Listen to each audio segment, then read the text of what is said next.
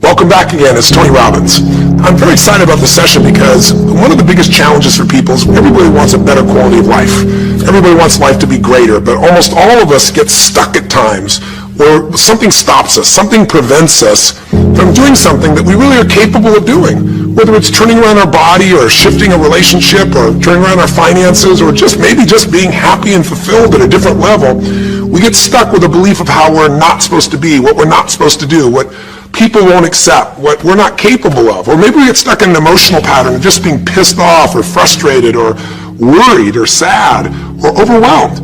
Sometimes we get stuck, not so much in anything but some habits of doing things a certain way. And what a breakthrough simply is that moment in time where there's an opening.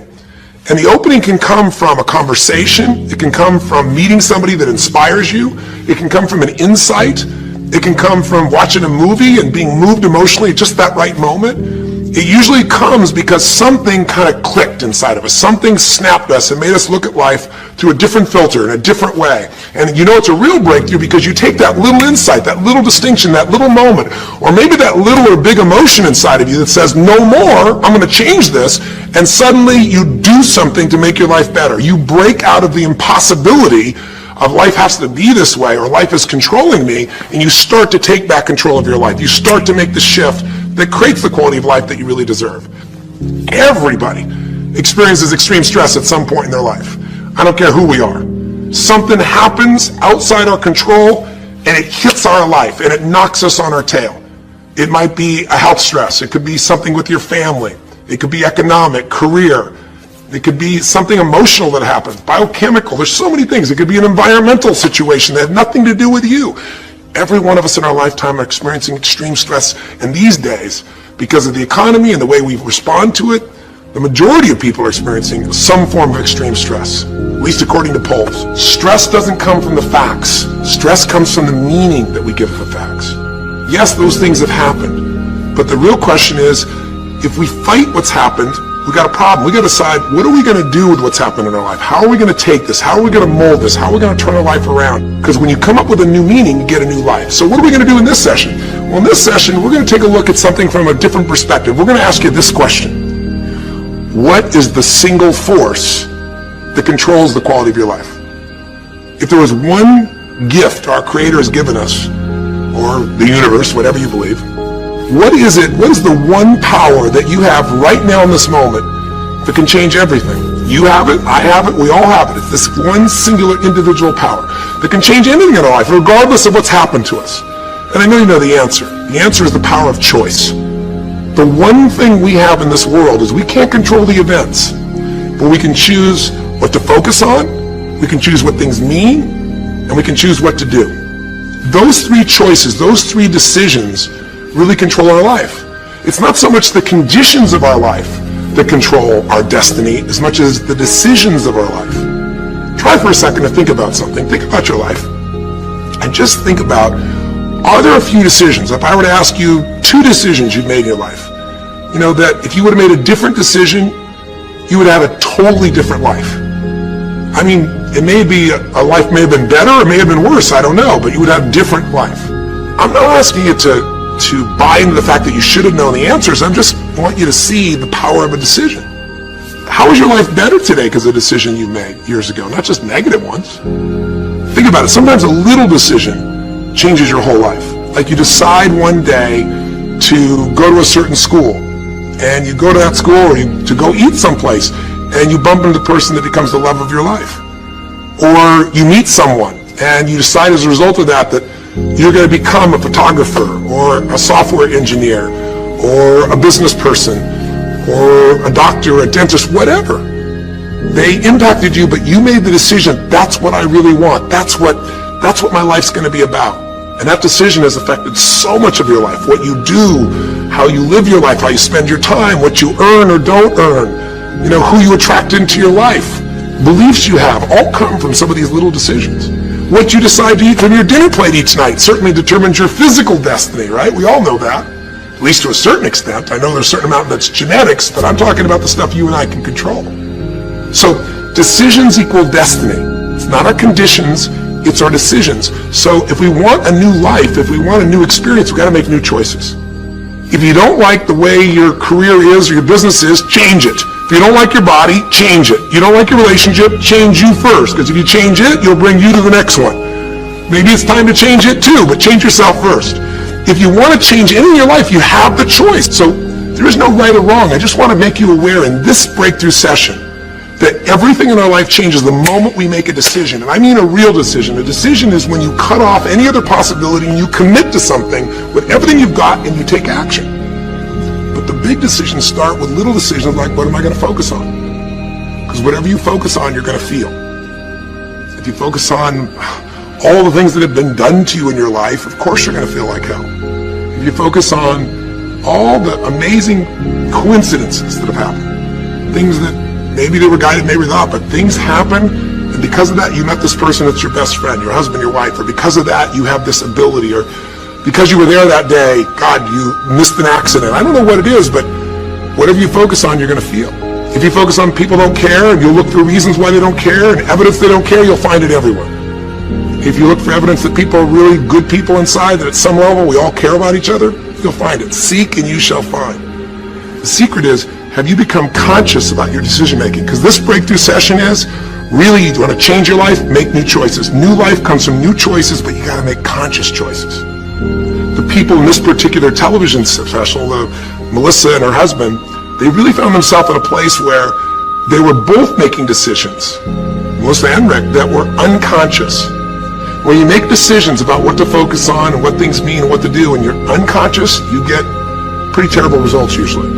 Now, we've all done this. I do it still. We all do. But if you want to change your results, you got to become more conscious in your decision making. So think about it. What you focus on, you will feel.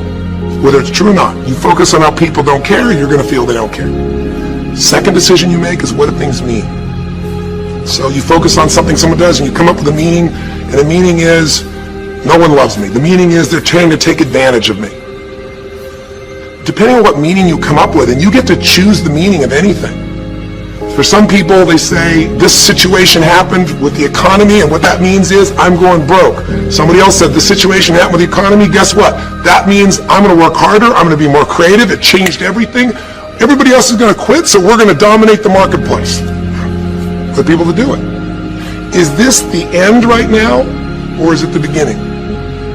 See, whether it's the end or the beginning is your choice. You get to decide. Because once you make up a meaning, it's true. If you think that this is the end of a relationship, are you going to treat people the same way as if you think it's the beginning of a relationship? No way. In fact, I tell people, if you want to have a great relationship, think about this. Treat people like you did in the beginning of the relationship, and there won't be an end. In the beginning of the relationship, when somebody says to you, would you take out the trash? What do you say? Of course, take out the trash. You're happy to do anything, right? But after about 6 months or 6 years, you go take them out the trash and go, what do you mean? What, I look like your janitor? Take out your own trash. The meaning we give things is very different, and so we feel different, and our life is different. In the beginning, you'll do anything for someone. Now you make up a new meaning. Why should I have to do that for them? Little choices, like what to believe about yourself, what to believe about other people, whether this is the end or the beginning, start to affect your whole life. And the third decision we make, we decide what to focus on, most of us unconsciously. We decide what things mean, and the third thing we decide is, what are we going to do? We decide to quit because it's overwhelming. We decide to get strong and focus. We decide we're going to turn it around. We decide to wait and see. Ultimately, your destiny is determined by what you do. So, for example, what do you do if somebody comes to you one day and says, you have a tumor? Again, I've had that experience. I use that as a reference point because I've had a lot of intense experiences in my life, but that was one of the more intense ones for sure. I had many, but that was very intense. You know, first, what do you focus on? Do you focus on it's over? Do you focus on why me? Do you give it a meaning that says, I'm going to die? What do? Do you just go through traditional therapeutic approach? Do you put yourself in the hands of someone else? Do you evaluate this? Do you get a second or third opinion? Your destiny is determined by your decisions. Now, if you're a guy like Lance Armstrong, you focus immediately on, I got to find a solution. The meaning you come up with is, this is the ultimate battle. And what you decide to do is you're going to exhaust every possibility. Now, that doesn't guarantee you're going to succeed, but it's interesting.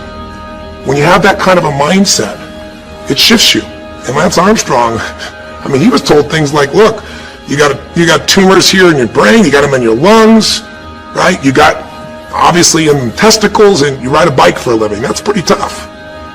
But he made it through all of those pieces. Now, am I saying because he made the right choices? I can't tell you that. There's certainly some grace in everything. I think in life, there's three things. There's our ability to choose what we're focused on, or to commit, to get a result, to put all our intention and focus into something. There's our ability to do the right things, to have the right strategy, to execute. And then there's some grace. There's what some people call luck, some people call grace.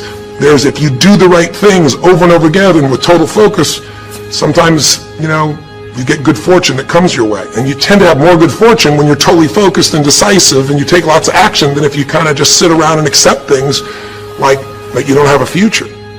But the point of the matter is, this guy turned it around. What was he like after he got through this problem? After he had his breakthrough, after he faced cancer, racing against some other guy seemed like nothing by comparison. You're not much of a competitor. I faced death. And he goes on to win Tour de France after Tour de France after Tour de France, breaking every record anyone could ever imagine. What do you do decades ago, half a century ago almost now, and someone says to you, go to the back of the bus, and you're African American? One woman just decided, you know what, you can't take my dignity from me. I can only give that up, and I don't choose to give it up. And I will not go back to the bus. The answer is no. And Rosa Parks changed an entire society. Because that day she chose to focus on something else. She gave it a different meaning. This is not a command. You do not have control over me. And she decided to fight. And she changed the direction of a country and of many other countries. She started something. We forget that you don't have to be famous to have the ability to change at least your own personal history, to change the direction we go in our life. We have the power to choose, even if you haven't before. You can finally say, no more, I won't put up with that, within myself or from anybody else. And here's what I'm going to do differently. That's where the breakthroughs really start to happen. Now the question is, why do some people stand their ground and make something change versus other people just kind of accept things? Why do some people make bold decisions and other people make decisions that are based on trying to hang on to what they've got? Well, that's a more complex question to answer than we might have in a few minutes in this one session, but it is one that I've spent my life studying, because when you can change your decisions, you can change your life. When you can change the force that controls your decisions, you can change anything in your life. At some level, we have certain beliefs and values. But if I was going to make it simple, I'd say there's two things that determine your choices. The first thing is the state of mind and emotion you're in at that moment. Think about it. Have you ever snapped at somebody and had nothing to do with them? It was just the state you're in, right? You're frustrated, you're pissed off about something, and in that state of mind, whatever they said got interpreted through that state, and you made up a meaning like they were an irritant or they were interrupting you. They weren't. You probably felt bad afterwards. When we get in the wrong state, we make the wrong decisions. When you get in a strong, empowering state, you'll make a better decision. Learning how to direct your state is a big part of what my work is with people, and it's a big part of what I do in my seminars. But the other thing that affects your decisions would be what I would call your story or your blueprint. We all have kind of a story about how our life is supposed to be. It comes from a set of life experiences, interpretations. Some people think life is all about getting theirs. Some people think life is about growing and contributing. Some people think life is about making judgments. Some people think life is about saving other people's lives. Some people think life is about being successful. Some people think God is the basis of everything, and the way to know God is to go through life in a very specific way with a set of rules, and they follow it. And that's what they believe. Whatever your story is, whatever your blueprint is just another way of saying whatever you believe is how your life is supposed to be, at some level, we either follow that blueprint or we fight it. If we follow it or we fight it, we're going to find that we're going to bump into things in life where life isn't always the same as we expect it to be or think it should be. And that's where we start to experience stress. So in this session of Breakthrough, when you watched this story and you saw Melissa, you saw the conflict between what she desired most and what she feared most. I really believe life is the dance between what you desire most and fear most. That's where you find where we live our life. The dance between what you want most and what you fear most. That's where all that energy is in life. So what does she want? She wants to be famous. She wants to be able to sing and have everyone hear her voice and be able to touch everyone. She wants to contribute. She wants to share her gift. And she definitely wants to be famous and successful. She needs to be closer to her children. And one of the big challenges in life is oftentimes what we want and what we need are two different things. She has 5 boys. They're all extremely young, as I'm sure you saw. And she has a husband. And while they're all supportive of her going on this journey, somewhere along the line, she lost that connection to what was most important. Now, is she a bad person to make bad decisions? No, good people make bad decisions when they get in lousy states, when our ego gets involved, or when we start believing our story. And here was the story she had. Being a mom's important, but the bigger gift God gave me is my singing voice. And once we get seduced into a particular story, and we start to believe it, it takes a hold of our life and it controls all of our choices. And then pretty soon, bad choice on top of bad choice on top of bad choice starts to affect our life. Can you relate? How many times you've made some choices that you wish like hell you would have made a different decision back then, or that no one ever knows the stupid decisions you made? I know I can relate to that. So what I want to talk to you about today for this brief little session is how to break through a crisis. Crises happen, whatever type of crises you go through in your life, and I know you've had many, when we make some choices unconsciously and we get consequences. And we make them unconsciously because we're trying to get what we want. We don't really know what we value most. We don't know what we need. And we find ourselves waking up one day and going, why is my life this way? It's kind of like life is always calling to us to constantly grow and improve. You know, if you're going to look at what's going to make life work, it's really simple. What makes people happy is progress. We're happy when we're progressing. If you're overweight, but you leave today and you say, you know what, this breakthrough thing, what I got today for me more than anything else is, I've been stuck waiting for some magical diet, some magical exercise plan, some magical time in the future when we have more time. There is no more time. I don't need to wait for that. I'm just going to make a decision today to get started. I don't need to go out there and go interview 20 trainers and get online. I don't need somebody to give me a perfect plan. I need just to pick up my shoes and start walking. I need to just get somebody behind me who just goes, run! I don't need to wait for perfection. I'm going to do something right now. I choose to get fit. I choose to walk. I choose to run. I choose to go join a club. I'm doing it now. A breakthrough happens the moment you make a new choice. And you don't have to wait. You can just get yourself in a new state. Maybe this tape will get you doing. Or you just have to have a new thought that says, you know what? I made choices in the past. I'm overweight because I chose to eat this and this. I'm not going to eat it anymore. I'm changing now. You can change your whole life real fast with just a few choices. But if you don't make the right choices, eventually you're going to face a crisis. Crisis is when you made so many poor choices that sooner or later life shows up, and instead of asking gently for you to change and improve, to grow, to make progress, to be happy, life, when it's a crisis, now demands change. It isn't asking anymore. We borrowed money as a society and we overspent and we talked about changing and we knew we had to change, and now a crisis happens and guess what? Nobody has a choice. The game has changed. And what crisis does is it melts us down. It melts us down so that we can recast our life. We can remold ourselves. And usually on the other side, our life is greater because as we go through that crisis, we have to grow.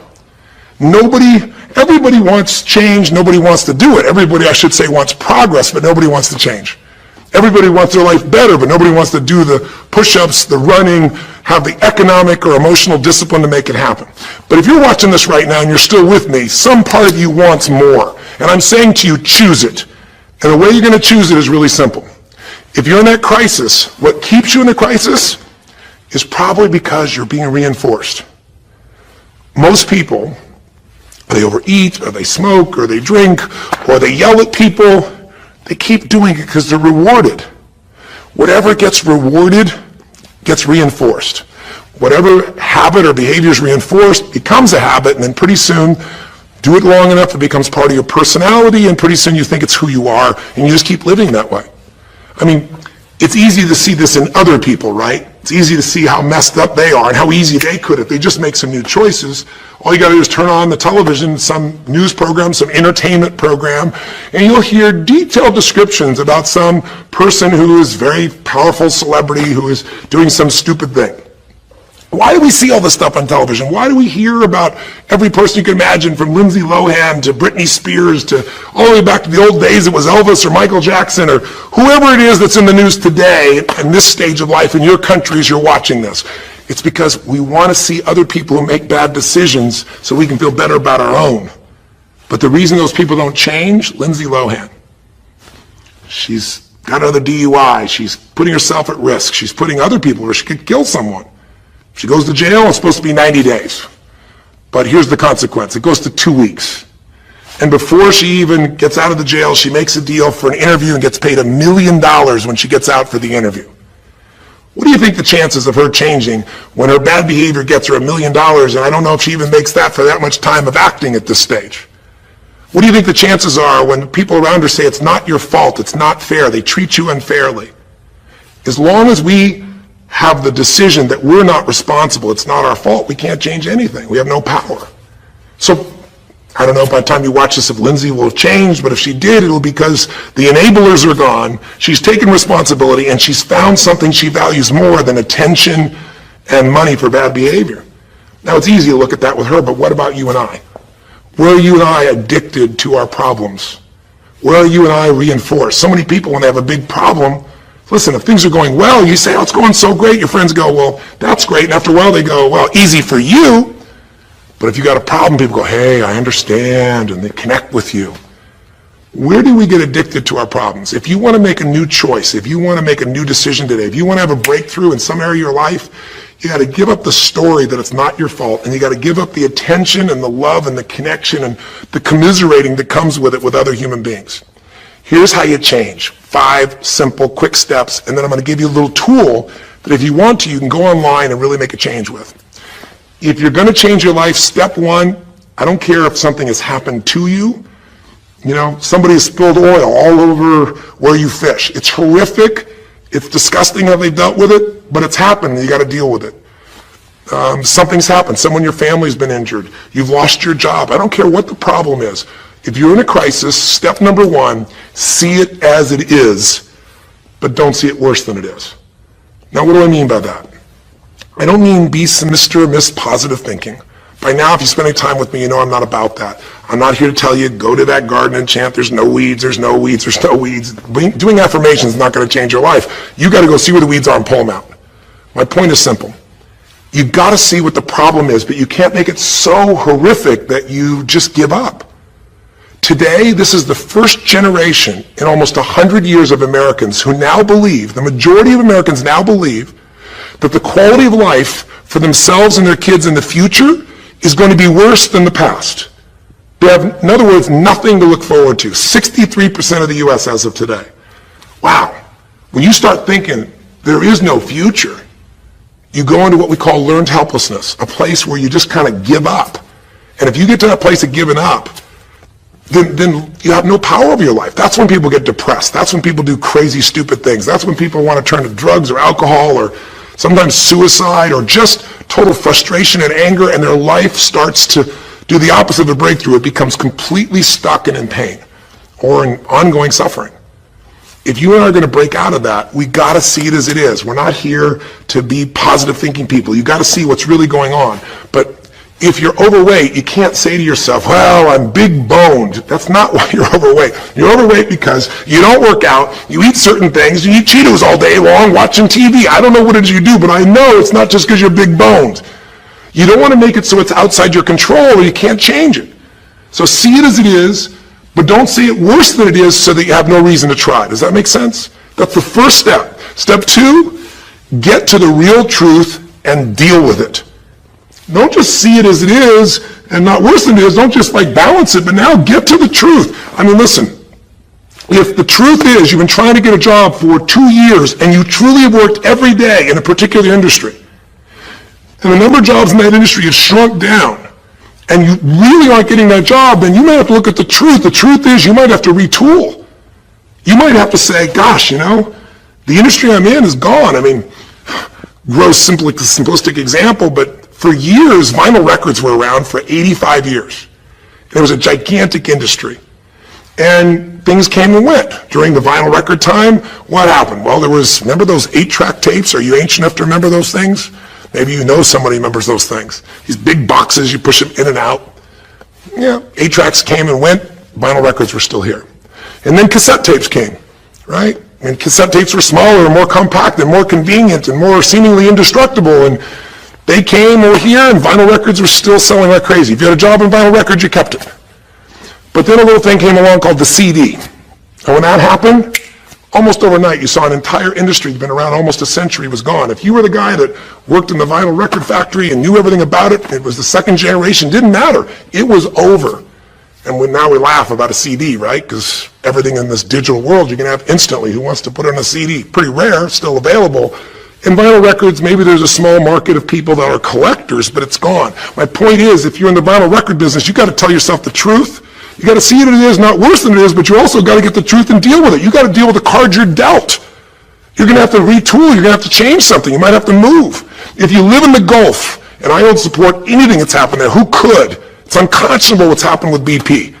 But if you live in the Gulf and you're a third-generation fisherman, and you fish for oysters, and they're dead, you better get to the truth. Are they going to be dead for 2 years or 10 or 20 to the best of your ability? And you might say, well, I can't do anything else. I can't. I'm a third generation. This is all I know. Yes, you can.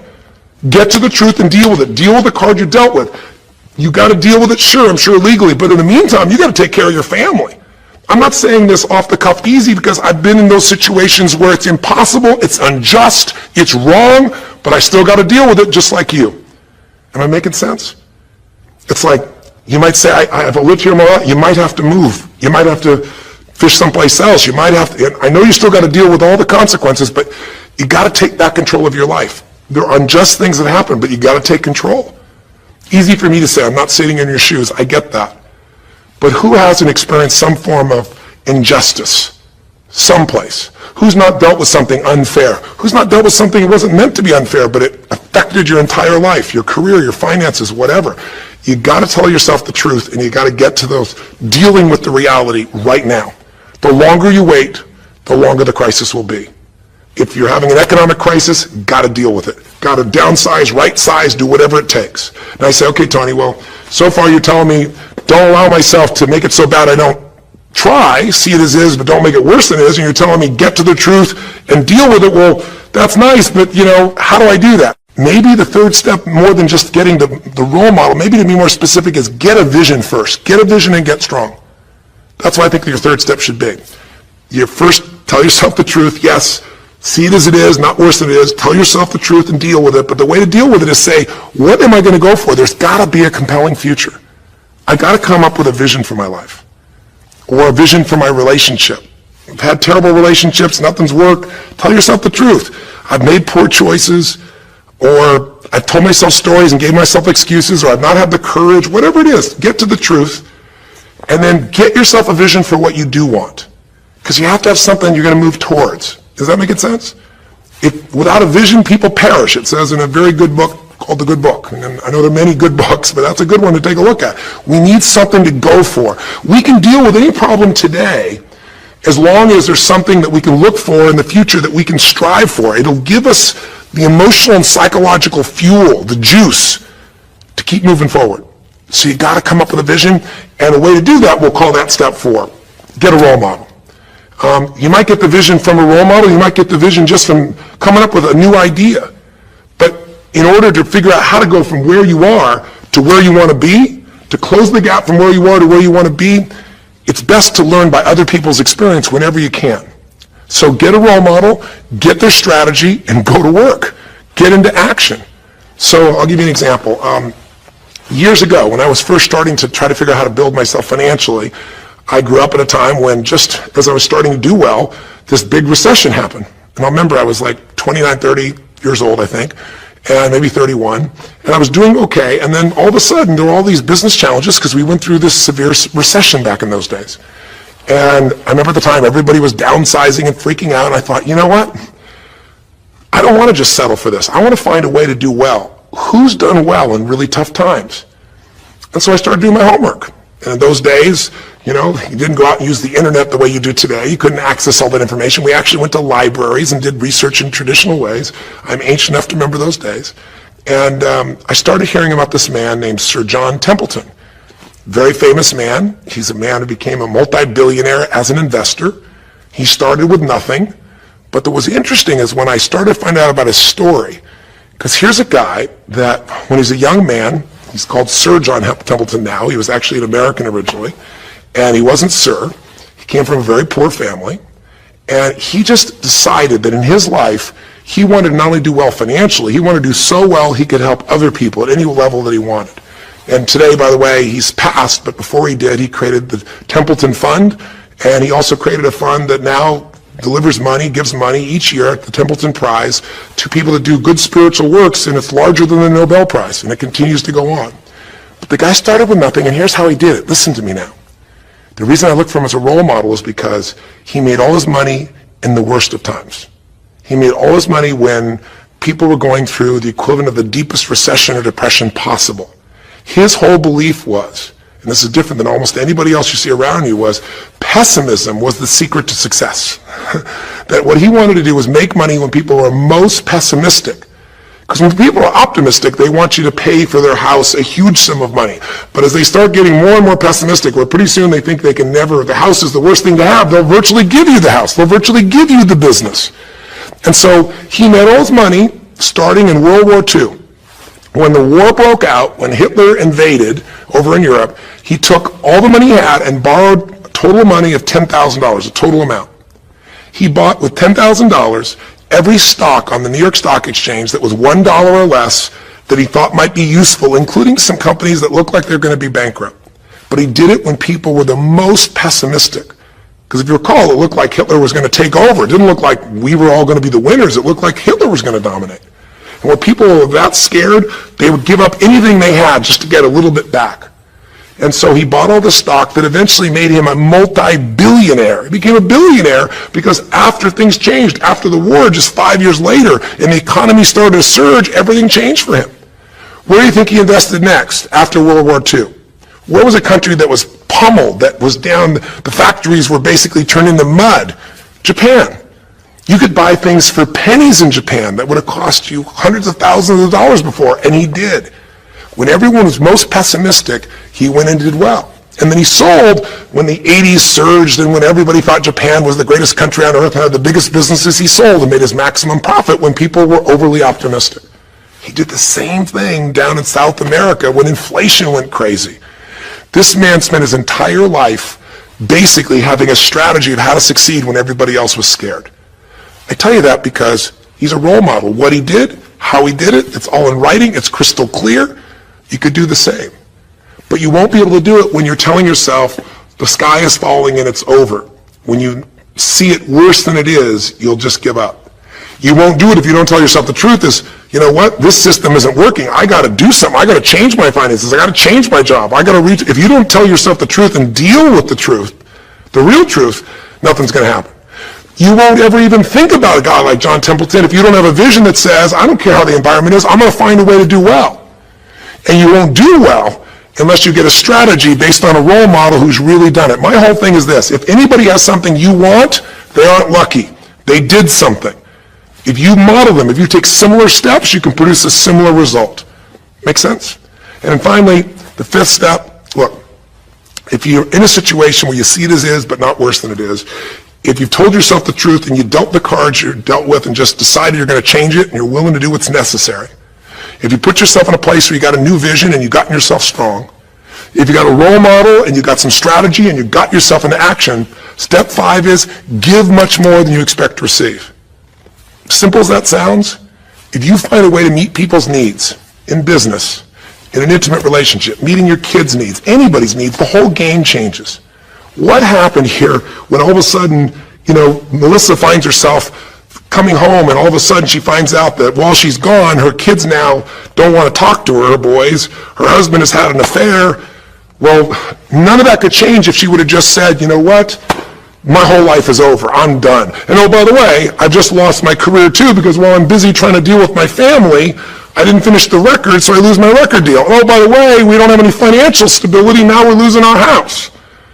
If that family would have just said it's over, if Melissa or Rick either just said it's over, it would have been over. But they told themselves the truth. We got severe problems here. But they didn't make it worse than it was. They didn't say we can't turn it around. And then they got to the truth of the infidelity, the truth of her addiction to going after fame instead of being a mom, the truth that neither one of them had been really competent at parents and had not given the energy to the kids that they deserved. The truth will set you free, but first it'll piss you off. The truth, it doesn't feel good, but not feeling good is sometimes where you get your drive to change things. They started looking around and said, we don't have the skill to even manage our house, much less our finances. We got to do something different. We got to focus on our kids. We got to focus on turning things around. We got to turn our relationship around. But that wouldn't have worked unless they got a vision of starting to see, it could happen. And that's what I helped them with. I helped them get to the truth. I helped them to stop over-exaggerating. I got them to a place where they got to see that this relationship could be back alive and passionate, and that these kids deserve both their parents, and that she really could be a great mom, and that maybe in the end she could even still have her singing career and enjoy it too. That she didn't have to give it all up. And I'm really proud of her. She did it because she found a role model. She got a vision, but she got a full role model. And the man that she works with today is a man that's sold, I think now 5 million or 10 million records. And most people outside the country business don't know his name. He's her mentor now. He's made music with, Willie Nelson, with just about anybody you can imagine in the business. And he's done it for all these years, but he's never left the central part of Texas because that's where his family is. And Melissa's had offers to go to Sony Red. She walked away because they said, you're going to have to do these things without your family. She found out what was most important, and she made the decisions that met her needs to be a great mom. When you fight life and go, I should be a singer and not a mom, and you got 5 kids, you got a problem. When you fight life and say, the economy should be different, you're going to be stressed. Deal with what is, without exaggeration, with total honesty, dealing with the cards, coming up with a vision, finding yourself a role model that shows you a strategy, work your tail off, give, keep changing your approach, and you can get where you want to go. Make sense? Now, that might sound like a lot. So to get you started, here's what I'd like you to do for this session. Start out, if you want, by taking a big crisis or problem you have and going through these steps. Saying, okay, what's really true? And let me exaggerate. Let me stop the exaggeration. Let me not make it worse than it is. Just let's define what's true. Let's stop the story. Just here's what it is. We got this much financial challenge. We got this physical challenge, whatever it is. And then go to step 2. All right, let's find out the truth. Let's get the details. Let's get the details and figure out what we're going to do. And then here's where we're going to go. This is where we're going to eventually get to. It might take us longer to get where we want to go, but we're going to get here. Who's done it that we can model, that we can follow the steps in, who can coach us? And let's just work our tail off and change every day. But to give you a quick jump, sometimes when you're in the middle of crisis or crises, multiple crises, lots of things going on simultaneously, it feels a bit overwhelming. So, and you might not know a role model. You might say, Tony, I don't know who. Well, not hard on the internet these days to find role models, or come to an event. I can promise you we can show you plenty of role models. This is what I do for a living. But what you can do right away is you can model yourself. Think about it. Almost everyone alive has been through more than one tough time, crisis or multi-crises, where you're having a problem financially and you're having a problem with your family and you're having a health problem all simultaneously. Those are the intense ones, right? But if you're standing still today, most of us have found a way to get through it. And if you don't, you know someone who went through a tough time, a grandmother, an aunt, an uncle, somebody. The greatest way to make that change happen, when you break out of break through, you break out of a problem, you break out of a crisis, is model yourself. So we have 5 questions when you click on this link. And you can do it by video so you can see yourself, and you can share it with other people, or you can type in the answer. I'll tell you in advance what they are, and then when I'm done here, I want you to do it right away if you would. The first question is, what's been one of the toughest times in your life? What's been one of the toughest times in your life that you did get through? Maybe it was a financial situation. Maybe it was a career situation. Again, maybe it was an intimate relationship where you were crushed. You thought you could never make it through all the pain you went through there. Maybe it was a physical challenge or health challenge. Maybe it was a lack of confidence or ability. I don't know what it was, but what was a just incredibly tough time that you did make it through? And you're just going to jot it down. Or you can do it in the video and just tell us. Because you're not only going to get this answer, but we're going to create a community of people who will be role models, people that have been through hell and back, saying, here's where I was, here's what I got through, here's what shifted my life, here's what you can do. And we're creating this community as our gift to you so that this isn't just a discussion that's one way. I want to do is start a conversation with you where we can help each other. So that first question is, what's a crisis? What's a challenge? What's a tough situation you eventually made through, but it really was difficult for you? Second question.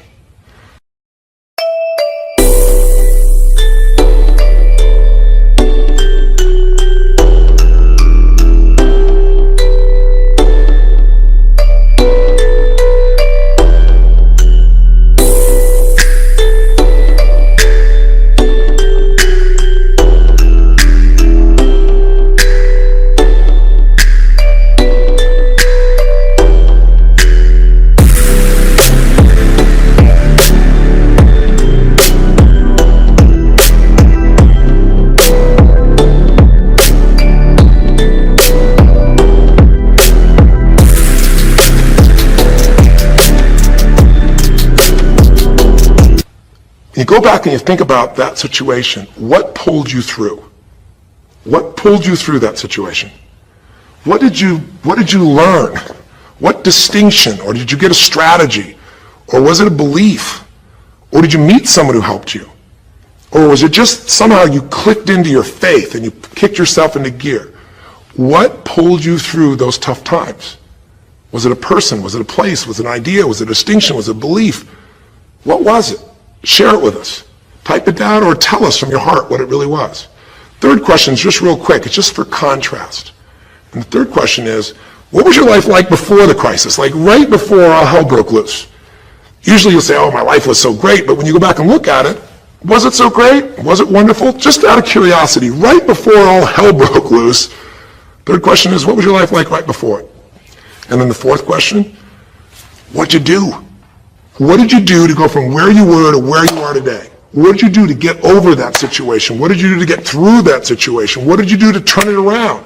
What action did you take? Who did you go learn from? What skill did you go get? What did you physically do? Kind of give us the description of what you did, because we all want to know, because you can provide us a pathway. You may have been through a crisis that someone else is going through right now, and they could learn from you. They could learn the shortcut. And finally, the fifth question, maybe the most important one besides what pulled you through, and the fifth one is, how is your life actually better today because you went through this crisis? Whatever the crisis was. How are you stronger? Or are you more compassionate because you felt that suffering? You don't want anybody else to feel it. Or are you more hopeful because you know you made it through that so you can make it through other things? Or are you in a situation where you've got a skill today that you didn't have and wouldn't have had if it wasn't for that situation that made you have to grow? Or are you just happier today because you have a contrast of what life could be like, and so now you appreciate the simple moments? How are you better mentally, emotionally, physically, financially, or spiritually today because you went through the crisis? Even though you wouldn't want to go through it again, you don't want anybody else to go through it, how did it actually serve you in the end? I think if you answer these 5 questions, you don't need to remember them. I said them to kind of trigger you thinking. All you do is type in the answer, or you take the instructions and click on the video and go, okay, toughest time in my life? There have been so many. But I'd say when I went through this divorce, or I'd say when I was told I had this tumor, or I'd say when they told me this company was going to go bankrupt, or whatever it was. Second question, what pulled me through? God, I don't know. I guess a combination of things. One was this belief that somehow everything in life happens for a reason and a purpose.